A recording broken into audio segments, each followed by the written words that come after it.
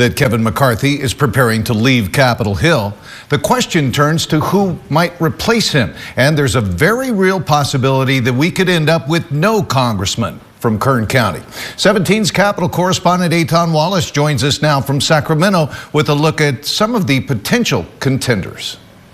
Well, the answer to that question could lie in that building. A handful of lawmakers here at the state capitol could be eyeing McCarthy's seat in the nation's capital. The House will be in order. Kevin McCarthy, after more than a decade and a half in Congress, That's a wrap.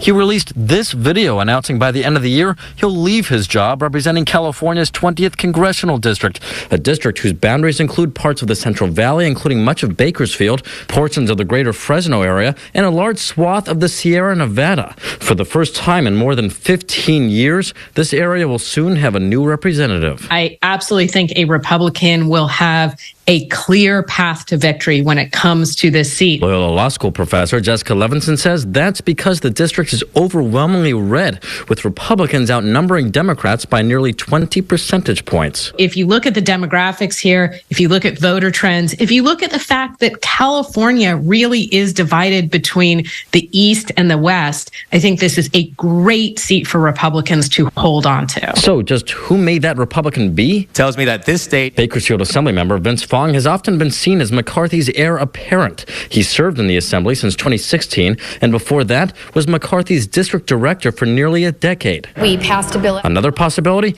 Bakersfield State Senator Shannon Grove, the first woman veteran ever elected to the legislature. She'll be termed out in 2024 after a combined 12 years in the Assembly and Senate. We make the first step. Just hours after McCarthy's announcement, Fresno Assemblymember Jim Patterson said he will not run for the seat. All that as Republican strategists say they feel confident about their options. Well, I think it's an opportunity to see who is going to be representing that area for the next, could be decades. The question is not whether or not a Republican will be the next person to occupy that seat, but which Republican is going to be the person who is the one chosen by voters. And other possibilities to replace McCarthy include Valley officials like Tulare County Sheriff Mike Boudreau and former Congressman Devin Nunes. Valley natives Republican David Giglio and Democrats John Burrows and Andy Morales have already entered the race.